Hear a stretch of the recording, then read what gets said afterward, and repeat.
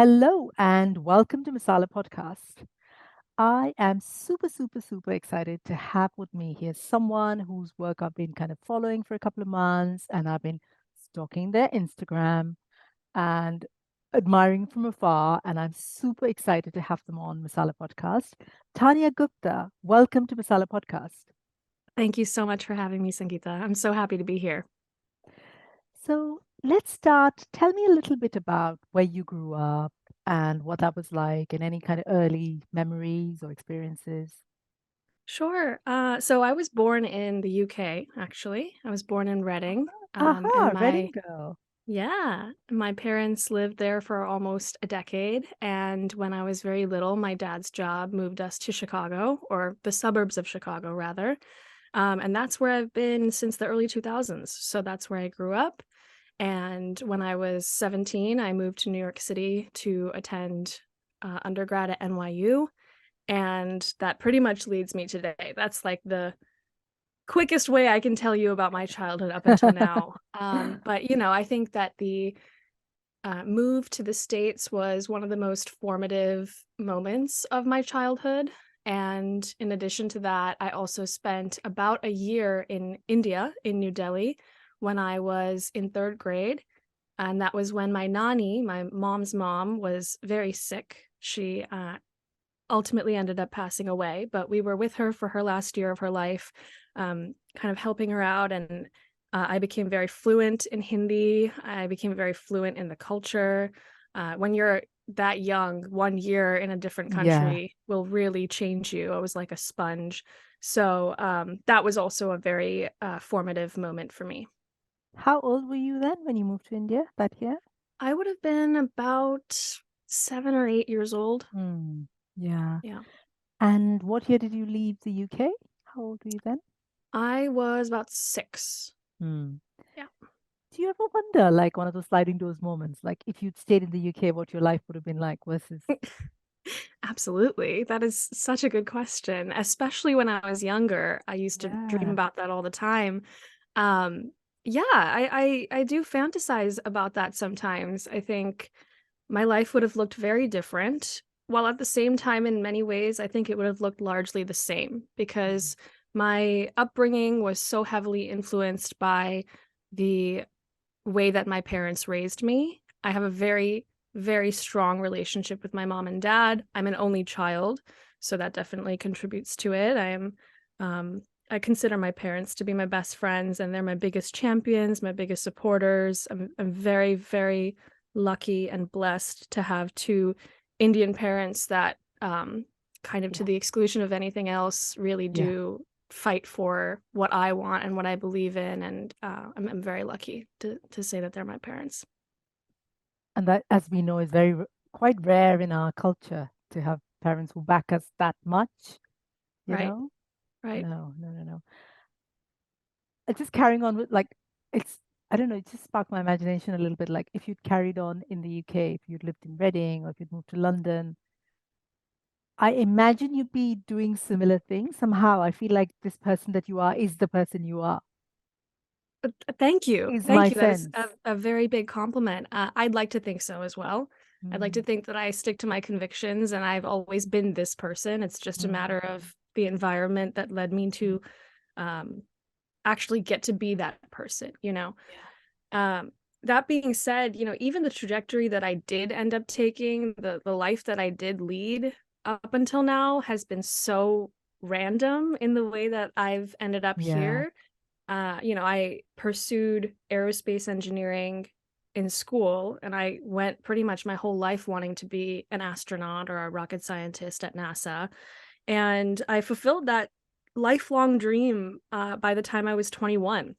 Mm, And I still love the work that I did, and it's still very exciting to me, but I've always been very creative, and I was mm. always trying to find a way to pursue that creativity in my career. And ultimately, it was ironically the pandemic that led me to discover this passion because I had more time to devote to it. And I think that we all just had a bit of a reckoning during this time that we were at home Yeah. and with our Yeah. thoughts. And um, So Ho- now I kind of ride this Hold up a line. bit. Hold up a bit. Like, Yeah, so you were an engineer at NASA, correct. right? I just want to like let that sink for a bit because it's like, wow, how on earth and what was that like? I mean, like, as a kid, like to be an astronaut would be like the ultimate dream, right? And you Absolutely. actually ended up working in like the biggest name that every child knows in the world, right? That's What was right. that? How did you end up there and what was it like? So I always like to tell people the story about the first time I went to Johnson Space Center in Houston, Texas. I must have been about 9 or 10 years old, and I had family in Houston, so I visited for the first time, and I saw my first astronaut spacesuit and a model of the shuttle, and Mm, just absolutely fell in love with it. And um, ultimately, space scares me, and that was mm, the reason why I wanted to pursue it, because I mm. always want to learn more about things that scare me. Yeah.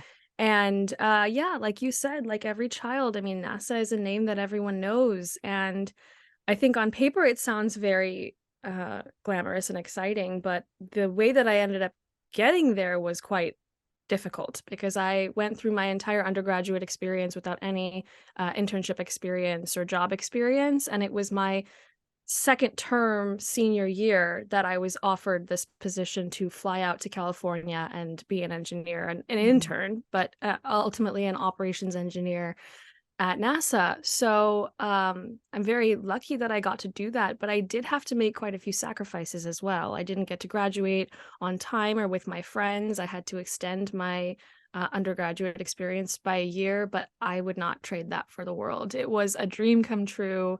I got to work in the middle of the Mojave Desert for one rotation, and then for the other, I was right at Cape Canaveral watching rocket launches at Kennedy Space Center and helping patent a software tool. So got to do a lot of really incredible things during my time there, that's for sure.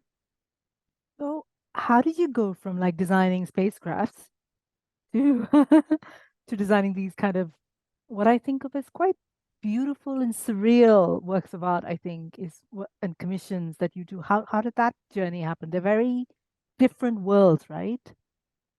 They seem like different worlds on the surface, but the reality is that they're quite similar.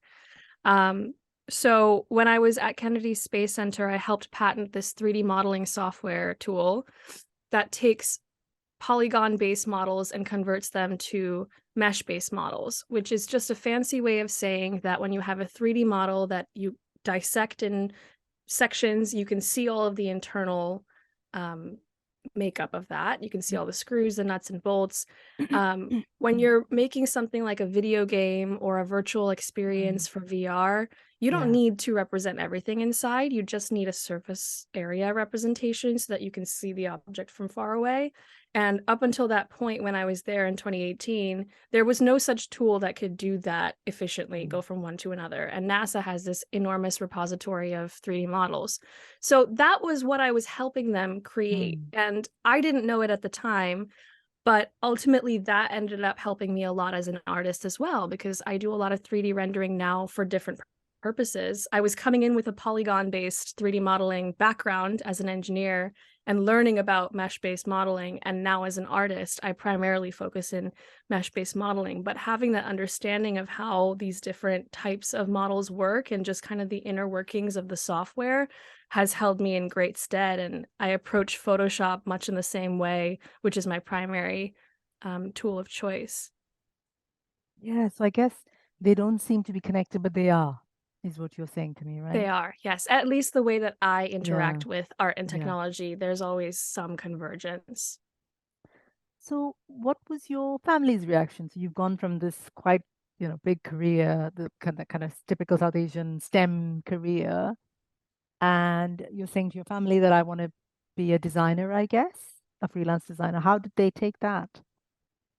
I actually didn't really know what the next step was. I didn't say I want to be a designer or I want to be an artist. At the time, had no idea what that was going to look like. Mm, What I did know was at the time I was working at IBM. So after college, I took a full-time role with IBM as a hardware engineer. mm, And that was what I was doing when lockdown happened.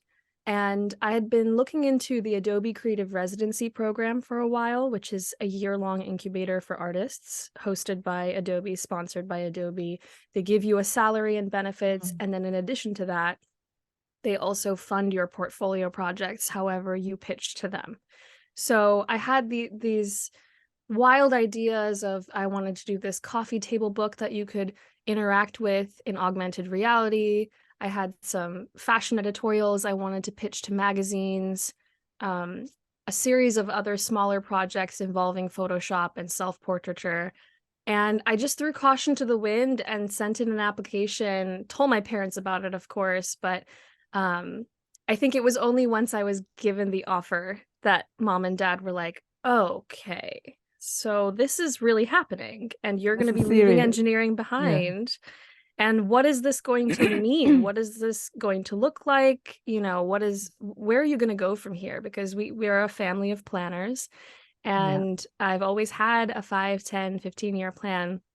And this was one of the first times in my adult life that suddenly that plan was going out the window.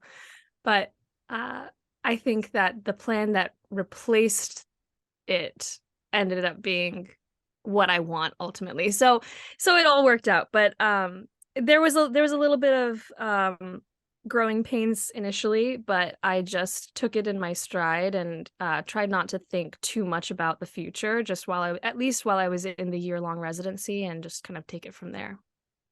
I guess the pandemic really helped, right? In a sense that it gave you the space to kind of try something that was unusual Yeah. and almost gave you that pause to kind of experiment and see if this was for you. Is that right? That's absolutely right. Yes, it was a silver lining to come out of a very, very dark time. But also moved back home with my family, as many people also did. And that was just kind of the perfect concoction of reasons to start diving into myself and what fulfills me. What am I looking for in my life going forward? I always make the joke that my prefrontal cortex finally developed. It was done cooking, and I could actually see my future and visualize it, and be a little bit more critical about my life choices. But also at the same time, I didn't start out thinking that I was going to pivot my career and completely change the trajectory of my life when I started playing around in Photoshop. I was taking my friends and followers' smartphone selfie submissions, and every day I would choose one randomly and use it to practice in Photoshop, and just started sharing my work online. I just started sharing it on Instagram, sharing it on TikTok, and then my platform grew and grew and grew, and I started getting job opportunities from it. So it was a domino effect, but it wasn't initially something that I was really striving for and planning to turn into something bigger than just a hobby. But very happy that it turned out the way that it did, because I wouldn't be where I am right now if it wasn't for that. You were the first Indian American Adobe Creative resident. Is that right? That's right. That's correct. And Yes. that's massive, isn't it? Like that kind of accolade for a creative or somebody who's like, oh, I'm just going to dabble in Photoshop and see where it takes me, to that is massive. Absolutely massive. Thank you. Thank you. Yes.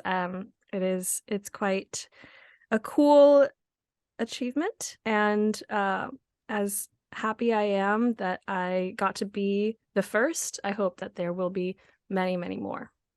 I hope so too. How did that feel? Did it feel like, hey, I'm being validated here Yes, externally? absolutely. There is a sense of validation that comes from being recognized by the company that produces the Mhm. tool you use as an artist, right? Yes. Especially since at that point I had only really been using Photoshop for about a year and a half. Mm. So it was very, very validating. But I do want to emphasize that I want to use my platform and my accolades as a jumping point for other Desi women. Mm. Desi people in general, Desi creatives, yes, but particularly Desi women, because as you mentioned before, sometimes it can be really difficult as brown girls, brown women, to not only blindly pursue the thing that fulfills you truly, but especially when that thing is creative. Mm. We come from a culture that prioritizes these noble professions, rightfully so, but there's so much beauty that comes out of creativity and art and music and writing that is equally, if not more important at times. And I think we're finally coming to a precipice where those things are becoming acknowledged and coming into the forefront. We're seeing a lot more representation on the screen, representation in writing. Even this podcast is a great example of that. But I think it's our responsibility as people who come up in this industry to also uplift others and make sure that we're not just focusing on ourselves. Initially, I think that that's what I did. It's natural to, especially when you're young, but the older I get, the more I recognize the importance of um, highlighting other people's doings as well.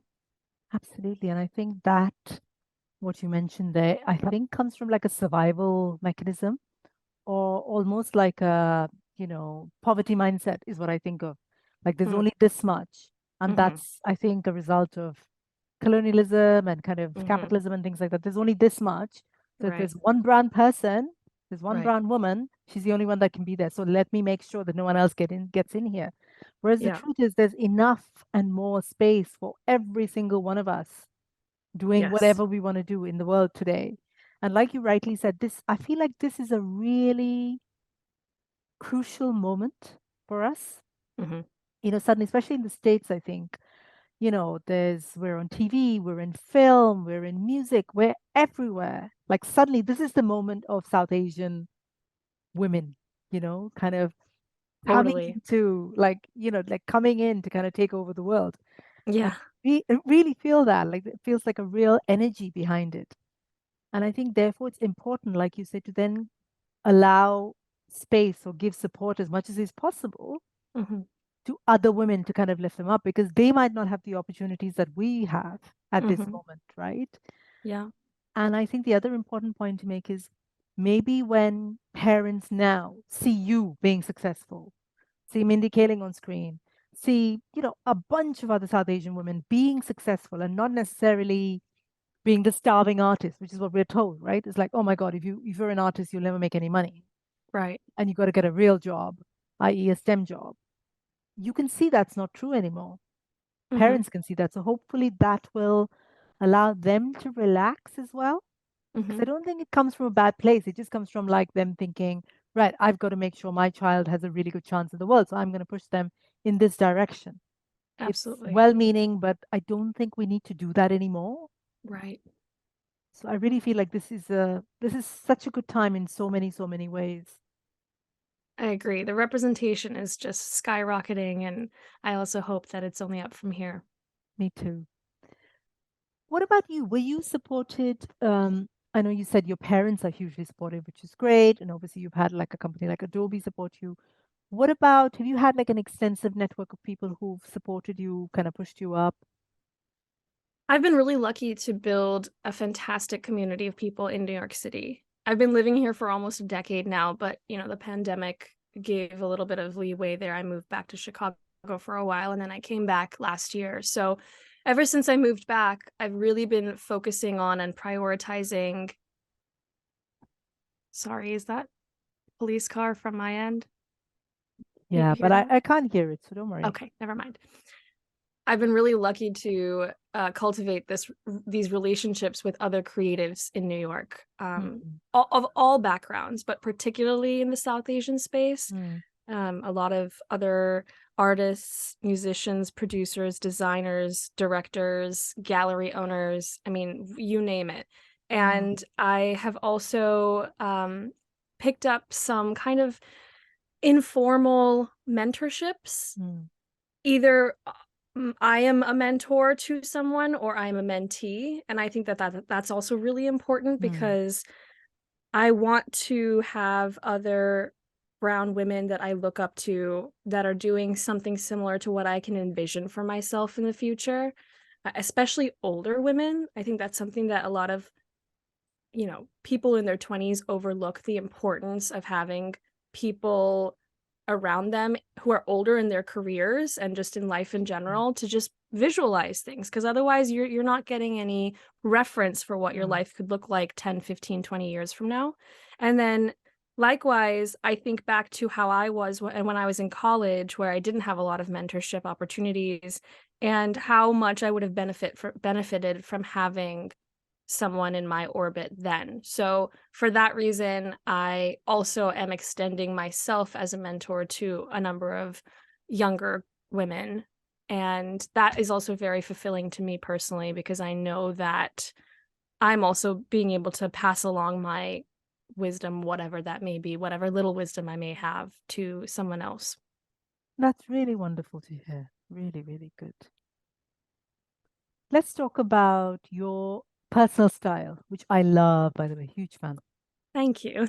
So something tells me you're not into like very subtle, muted kind of tones, right? Not at all. Yeah. I always say that my neutrals are pink, blue, and yellow. I love that. I I love that. hardly ever wear nudes. I hardly ever wear black or white. But yes, my personal style and my artistic style are intrinsically related. Um, I make the joke that my entire life has a color scheme, and that is truly unintentional. It's an unconscious thing, I should say, because color is the most important aspect of my art and just my experience living life. I'm very, very sensitive to color. If I'm around colors I don't like, I get cranky. It really is like I have a Wow. visceral reaction to color. Wow. And for that reason, my bedroom has the same colors as my closet, has the same colors as my artwork, has the same colors as my entire apartment. So I try to keep my home as my little safe haven. That's only my safe colors. But I think that that's also a little bit of a benefit, because there is consistency among my artwork as well. That even if the themes are completely different, you can kind of take a look at my work and Yeah, be like, I think that looks like Tanya's work. absolutely. And I also love with your style, with the stuff you wear. Like I love the boldness of it, the big sunglasses, the crazy earrings, the bags that look like things, I think you call them. Yes. I love that. And I think, there's so much joy in kind of living like what I think of as this big maximalist kind of life Right. or Right. style, you know, Hmm. when you go out into the world, because it says so much about, I think, our confidence as women. Because Hmm. I know, like in my 20s, I wouldn't have dared wear half the stuff I wear now. Hmm. And now I wear it, I'm like, I don't give a shit. Like I wear the blingiest things you can find, like for my birthday. Like I was literally shining from head to toe, and I loved it. Yes. You Yes, know, queen. yeah, like I loved it. And I think it's to do with like not caring as much, because Right. when you're younger, you care. I did anyway. Like it's taken Right. me a while to kind of come into my own. And therefore, I think this joy of going out into the world, like wearing this thing that like everybody looks at, is phenomenal. Thank Uh, you. Thank you. Yes, I think there's a lot of joy in just wearing whatever you want and abandoning other people's opinions. And, yeah, sometimes my friends will ask for fashion advice and say, "Oh, this pattern doesn't go with this and this color doesn't quite work with this." And I'm like, "Who made those rules up? You could just exactly. not do that. You can just choose to wear whatever you want." And one of my friends made a really funny comment the other day. He was like, "You kind of look like what I imagine an 8-year-old girl would want to look like when she's 26." And I was like, "That is truly the nicest thing that anyone's ever said to me." I love Because that. it's so true. I Yeah, think that I really have cultivated this, like, style that does look very much like what I envisioned for myself when I was, like, a little kid, and not to keep bringing everything back to the pandemic, but that moment of reckoning that happened then, and moving back home to my childhood bedroom, it was this moment of, like, almost regression that I leaned mm, into fully. mm, And it's also why I draw so much inspiration from things like Barbie and Polly Pocket in my artwork, way before the Barbie movie was even a topic of conversation. And I understand that we all always go through life in phases, and especially artists go through phases with their style and their work. And I fully recognize that I may not always be this way. And it would be great if I was, but consistency is not always guaranteed. And if I can just fully embrace this moment for myself right now and like relish in the color and the boldness and the bigness, the loudness, um, that's all I really care about. It's all about today and right now and the present. And if I'm happy walking out the door looking the way that I do, then I'm doing something right. You're doing great. I mean, so many things there. You talked about kind of the joy of being a child and having whatever that sparks joy, right? As an 8-year old, what's exciting? Colors and patterns and things like that. And that is Hmm. pure joy. And I Hmm. truly believe it's before the world has got to our heads. Yeah. You know what makes you happy as a child. You don't have to think Yeah. about it. You love it or you hate it. It's simple. Exactly. Hmm. But as we grow older, we've lost that because we've, I think, absorbed a lot of the crap that's being fed to us by the world. And you're like, oh, I'm not sure what I feel anymore. Children know exactly what they feel. So I Right. think if any style or color makes you feel like that, I think it's amazing, absolutely amazing. The other thing I wanted to touch upon was color, I think, is bold colors, bright colors. Think of our culture. Think of Right. like the holy colors. Think of the saris we wear. Think of the turbans we wear.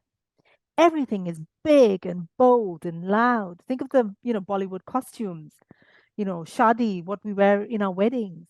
Hmm. Everything is big, right? We're these big, bold, loud, happy people, Hmm. right? And I think then what happens is we move maybe to other worlds that don't necessarily have that same aesthetic. Hmm. I think we learn to tone it down. Yeah. Like it was very much my experience. I haven't grown up in the UK. I live here now. I've lived here for 18 years. And I remember moving here and then thinking, shit, I can't wear a lot of this stuff that I wear because everyone around me was gray and black and Hmm. beige and brown. Yeah. And I remember having to like, oh my God, I can't wear this thing now, as a moment. And I think I internalized some of it. I'm now coming back into kind of, right, I love this and I'm doing it. But I think the point I'm making is if you are a diaspora, if you're somebody from not from that original culture and you kind of grow up there or are born there or whatever, you learn to tone down who you are. And I think Hmm. color is who we are as South Asians, I believe. I don't know Yeah, any I South agree. Asian community that doesn't love color Right. in whatever shape or form. And it's almost like to me, it's like a going back to the roots of who we Hmm. are. Hmm. What do you think? I agree with that. I do. What you're saying is just reminding me of this one conversation I had. I think it must have been sixth or seventh grade, and I was with my girlfriends. We're all hanging out at the lunch table, and they're Mm, all white. I'm the only person of color at the table, and we're all talking about what we want our wedding dresses to look like. yeah. And they all are all describing these gorgeous white gowns, and the differences between them are really like sweetheart neckline versus strapless, but ultimately they're looking for white dresses. And I use that as an opportunity to explain to them that in our culture, white is not the color you wear to your wedding. In fact, Mm, white is what we wear to funerals, and that it's encouraged for everyone to dress very colorfully at the wedding. And I mm. remember one of the girls saying, "Aren't you worried that someone's going to upstage you?" And I was like, "What does that even mean?" Like, that's encouraged, if anything. I Yes, want you to go show up and ahead. show out, like, wear your finery. Just, I mean, I want everyone to treat my wedding like their Met Gala. And I couldn't understand why they didn't also see it that way. Yeah.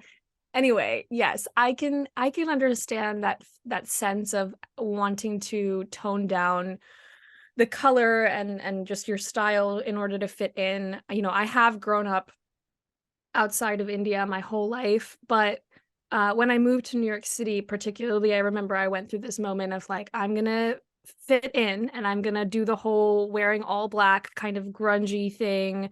Um, I did it for like a year and a half and then discovered the color pink again and realized how much joy I had been missing out on for that year and a half that I was only wearing black. So, yeah, it is so much easier said than done to ignore the haters and just ignore those Yes. invisible voices that tell you you should or shouldn't look a certain way.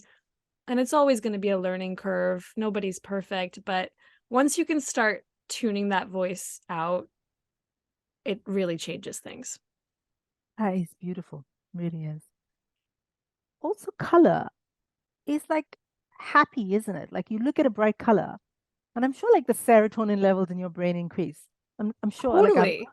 I'm I'm sure sure that they do. happens. Especially in my case where I have such a visceral reaction to color, I'm sure there's some like serious brain chemistry going on there. Yeah, and I think that would happen from a lot of people, I think. I know for me, definitely. Hmm. Like when I want to feel like buzzy or excited, I wear bright colors. Hmm. Um, you know, bright pinks. I love a fuchsia. Like I'm a huge fan. I have a lot of Hmm. fuchsia in my wardrobe. Or blues or greens, like the brightest saris, like the Kanjivaram saris, they are beautiful. You know, the parrot green Kanjivaram sari. Like, Yes, oh my yes. God, it's just stunning, Gorgeous. isn't it?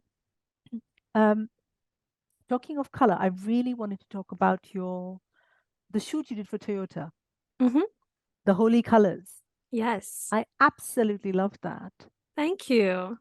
And I wanted to know how did that come about? Like, were you kind of touching into your heritage when you came up with the idea, or did it just evolve? Like, how did that happen? Yeah, it was such a cool opportunity that thankfully actually kind of landed in my lap. So I did not seek it out. I was reached out to by this primarily API content creating firm that was working with Toyota at the time. And they wanted to do a Holi themed shoot. So they came in with the concept that we're going to be doing this for Yeah, Holi. We have this yeah, new car coming out we'd like to yeah. feature. And so it came at perfect timing for me Mm, because I was I took a trip to India in February. I went to visit my family in New Delhi, and that was around the time frame that we were ideating and getting ready to produce this mm, content. And so I was flown out to Dallas, where the Toyota headquarters are, and provided the car and a crew on behalf of that studio that Toyota was working with. And we kind of together came up with this joint concept which really focused on my photo compositions, my photo manipulation, and the color scheme of my work in general, but highlighting the car while at the same time also bringing in different elements of Holi, the holiday, the mythology of it, just generally the vibe of Holi, right? Like, I feel like this is another example of this crucial moment we're at right now where our culture is being celebrated because I've lived here almost my whole life and I've never heard in the mainstream a company as big as Toyota making an ad for Holi. You'll see things for yeah, Christmas, you'll see things for Hanukkah, you'll see things for Easter, um, everything in between. This was the first time that I was seeing something for us.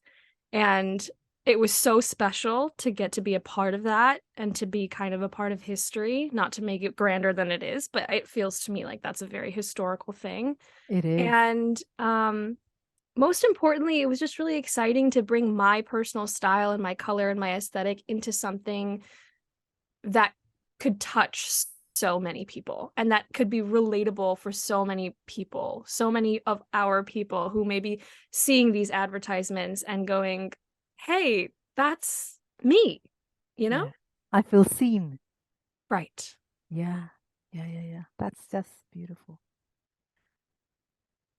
What is your connection to South Asian culture? Like, if you were to describe it, like, what is that feeling for you? What does it feel like, or taste like, or smell like? What is it for you personally? It, the feeling is not tangible. It doesn't Yeah, feel like a separation or a part of my life. It's just simply who I am. And I have always said that I feel like I kind of ride this wave of being in like a third culture. mm, Having grown up abroad, whether that's the UK or the US, while still maintaining really close ties to my family in India, speaking the language fluently, cooking the food, wearing the outfits, watching the movies, listening to the music, the things that most people will say keeps them attached to the culture. But more importantly, especially in my adulthood, it's been this really interesting ride of Understanding my parents differently too, because Mm. being the child of immigrants really changes the way you see the world. Because in a lot of ways, you don't see the world the same way that your parents do, and there's no way you can change that. There's so many things that they will never understand about me because I'm American, and so many things about them I'll never understand because they're Indian. And even though they've been abroad for so long, they still Mm. carry a lot of these Yeah. things that I just have never had to deal with, right?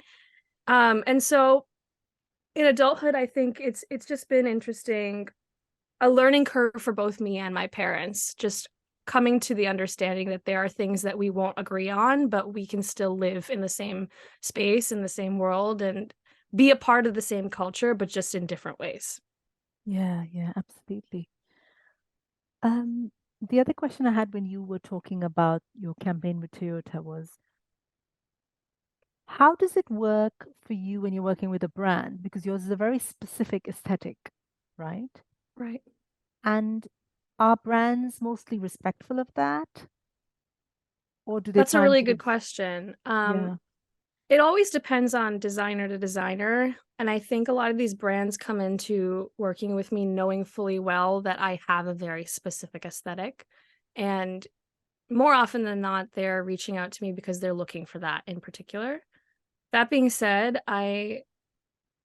I'm quite adaptable as well. I haven't had too many opportunities where I've had to really stray very far from my traditional mm, aesthetic or just style of artwork. But if asked to, I could do it. I don't want to ever seem like I'm only narrowly stuck to one niche or one style. And I'm coming back to that thing of phases that artists go through. I'm going through this phase right now where this is my strength. My aesthetic is my strength. And I think that a lot of the brands that I work with particularly reach out to me with that in mind. And they use that strength to the campaign's advantage. fantastic. That makes me happy because I've worked in advertising for many, many years, and I've been on the other side where you're, Right, right. I'm sure you you have know, some horror stories. yes, I do. Yes, I do. So that is really good to hear. So Tanya, you've been named in the Forbes under 30 list. That is That's right. amazing. Congratulations. Thank you. Thank you so much. What does that feel like? What an accomplishment. It feels great. It feels really, really good. It is something that I had been hoping to achieve for years, since I was in college. I think it was something that I strived for, but didn't really know how it would happen, especially since I was pursuing this career in STEM. I thought that I was going to go the route of working in engineering for however many years, going back and getting my MBA, turning C-suite somewhere, and then like revolutionizing Apple or Google or something of the Yeah. accord. And although that didn't end up happening, I surprised myself. So I was nominated by a fellow colleague from Adobe, actually, and I was nominated for the art and style category. So that's the category that I actually made the list for, which is so wild because the list came out in December of 2022, and I incorporated my company, my studio, Guptanya Studios, in July.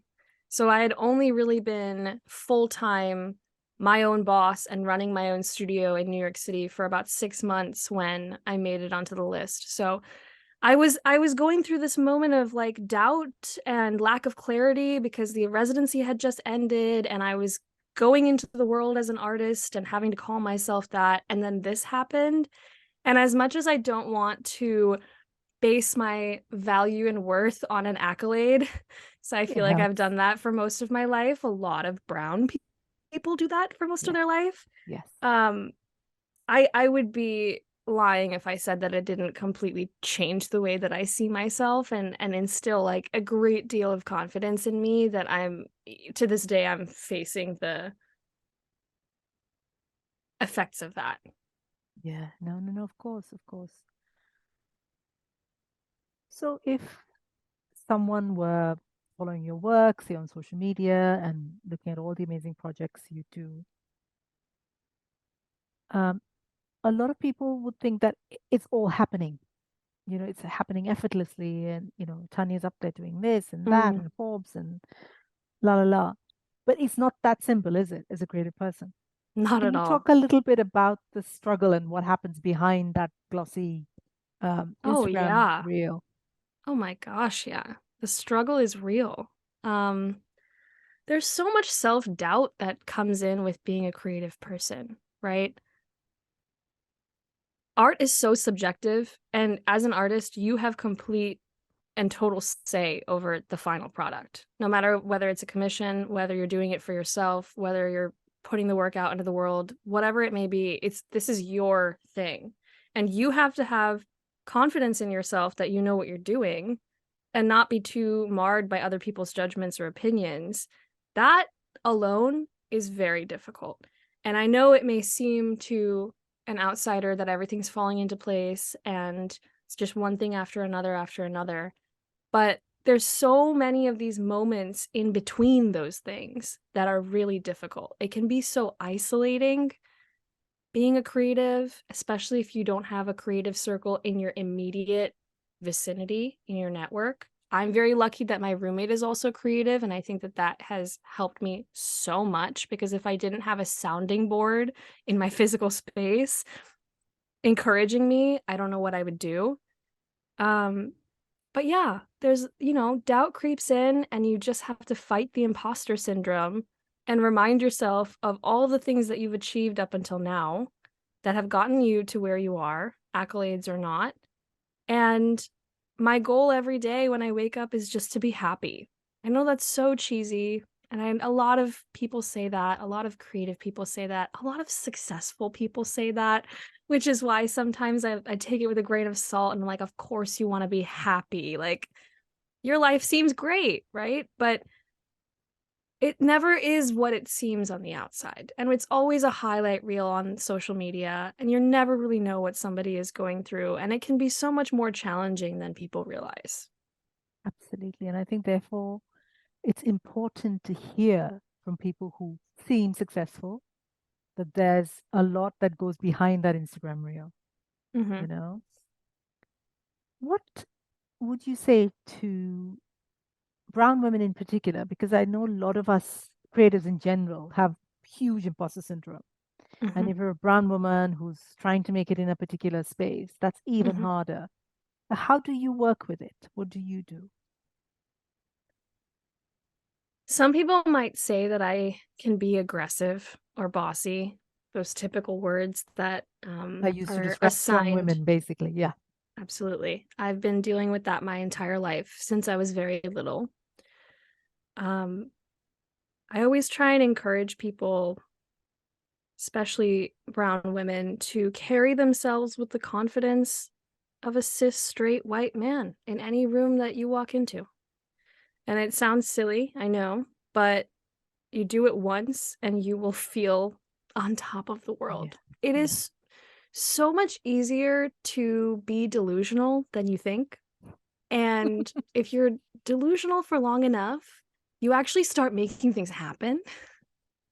And I'm half joking, but I do firmly, firmly believe in manifestation and visualization. And if you are not believing in yourself completely and you don't have the faith in yourself to do the things that you want to accomplish, then nobody else is going to do that for you. It has to come from within.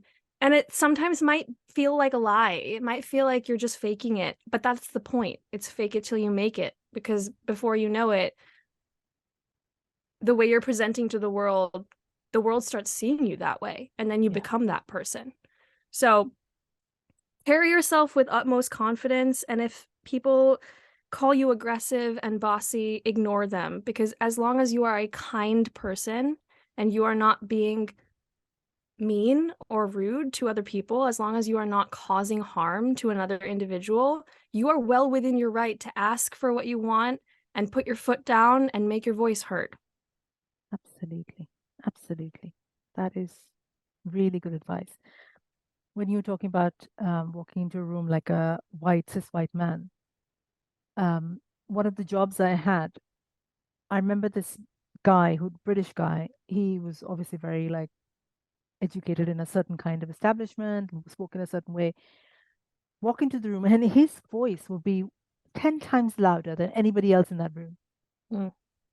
And because his voice was loud and he walked in with that attitude, everybody listened to him. So Mm-hmm. someone else would say the same thing that he'd said, but because he'd said it with that much confidence and that Mm-hmm. much volume, his stuff got picked up. Right. And unfortunately that's what happens, right? Yeah. And I think the difference here is that most brown women who are too scared to come forward and Yeah. speak with that loudness and carry themselves with that kind of confidence actually are the ones who have something to say. They're the ones who have Yeah. original ideas that nobody else in the room is thinking of. Yeah. And it's not, you don't want to be in an echo chamber. So many times Yeah. a person of color will say something softly and then a white person will just say that thing louder and then get the accolades for it. So I say get ahead of it. Yeah. Don't give them the opportunity. You Yeah. be the first one to make the move. You be loud, make your presence Yeah. known, Yeah. Yeah. Yeah. Absolutely. What about the inner work? What about how do we, as brown women creatives, whatever you're doing in the world, build that kind of resilience or inner validation? Mm, Because there's external validation is great, yeah. but the inner work is really, really critical. So how do we do that? I would be remiss if I didn't mention the impact of my mom in all of Mm. this. My mother comes from a long, long line of extremely educated and fierce women. My nanny was a professor, and her mother and her mother's mother were also in the education professions at times of colonialism where girls were not encouraged to get educations at all. In fact, I think it was my mom's grandmother who was the principal of a school at a time where the school didn't even take girls Mm. as students. So, and then also my nanny was a single parent because my mother's dad passed away when she was very, very young. So my nanny raised 3 kids, 2 of them girls, all on her own while working full time in New Delhi in like the previous century, you know? Yeah, yeah, So my mom's perspective on feminism hugely, hugely impacted my view of myself and therefore also my view of other women.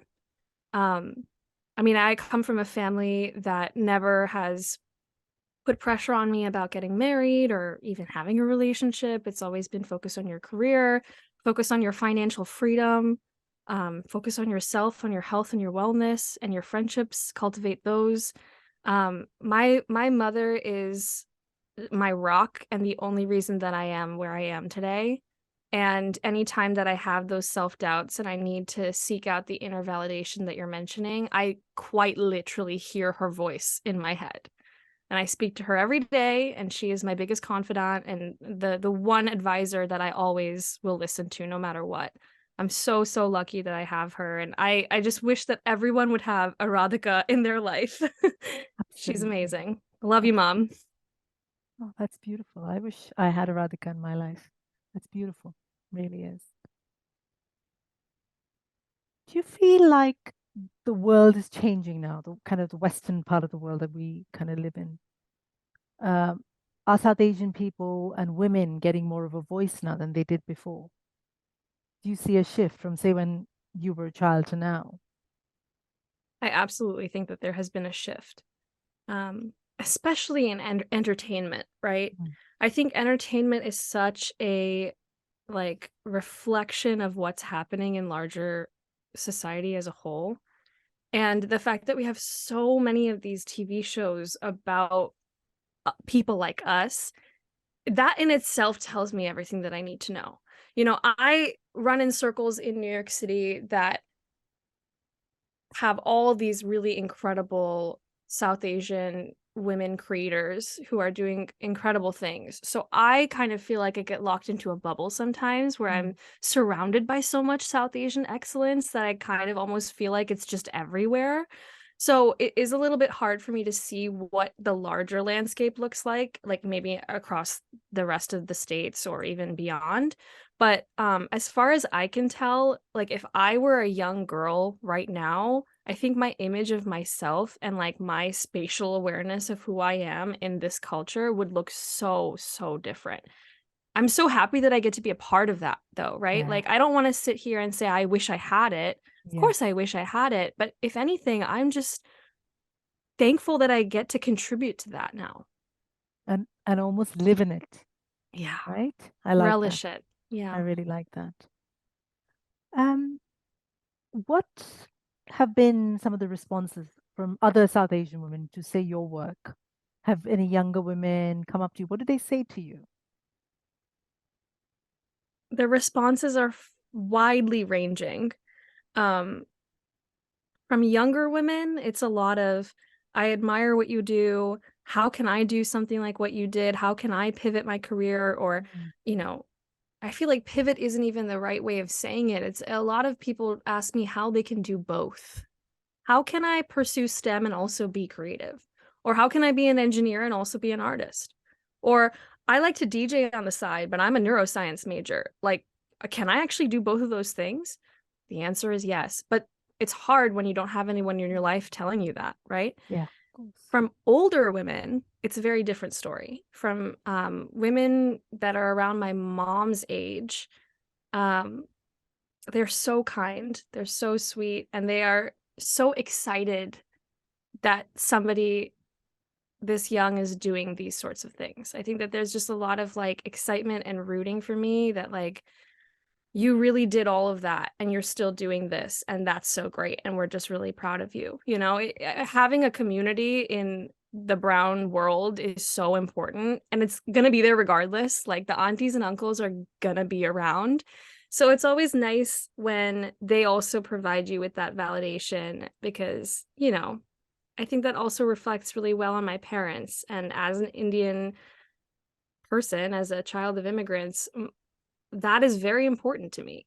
It's not the like log kya kahenge vibe. It's more like I know that my work and my career or just my life in general is a reflection of my parents. And although I'm very proud of myself in my own right, I'm even more proud that they get to say that I did Yeah, these things, right? yeah. Because it all comes back to them. I can't take all of the credit for where I am today without them. Um, and it's nice to hear from the people in my community that they also recognize that. That's absolutely wonderful. What do you think is something that brown women, creatives, or just brown women in general would like more of in the world now? What do we need that we don't have? Diversity. Hmm. Diversity. We are not a monolith. I mean, our Indian people, South Asian people are not a monolith, but particularly women, right? Because even now, yes, it's very progressive and things are changing, but you know, let's bring it back to entertainment for a moment, right? I'm so, so happy that there's so much representation for us. And I'm especially happy that so much of it has to do with Mindy Kaling. I mean, she is a pioneer in what she does today. And no matter what people say about her, I feel like we have to give credit where credit is due. And she has paved the way for so many people. And this is not just a Mindy Kaling problem, but I do find a lot of the times that these roles that are written for brown women tend to feel kind of similar. Hmm. It's a lot of the feeding into the insecurity of Hmm. being a brown woman in America or abroad. Um, and then you know having like the white love interest Yeah, and then having the pain points of like cultural differences and yeah, those stories are important because they are real and they are reflective of real people's experiences but that's not everyone's experience and I think the biggest topic right now is that the people who are speaking out against these things don't relate to those stories and they have their own stories we have our own stories so you know it's a upwards curve and I think we have gone past the threshold and now we're at a point where I think that there is space for these very diverse types of stories and it's up to us as brown women yes, in the arts to bring those stories to light. absolutely agree. And I think what we shouldn't do is become whatever. There was an old cliche of what an Indian woman was like. Right. And now there's another sort of specific narrative of like, this is what a South Asian American woman does or feels or whatever. Mhm. And the diversity of experience that you are talking about is what we need to see reflected so that a lot more people can see themselves reflected in the entertainment, on TV, in magazines, and whatever media they Right. consume, I think. Mhm. Because Yeah, otherwise we risk kind of losing this momentum. And I think this it's almost like an expanding outwards. Here's where we are now. And we expand, expand, expand to include a lot more people in this conversation, exactly. right? Exactly. Yeah. I mean, we haven't even touched on the conversation of like queer representation or Yes, non-binary representation. I mean, yes, it goes far, far beyond what yeah, we're doing right now. yeah. But we are on the right path. I think we are paving the way and it is on the horizon. It's in our future, but we have to prioritize it.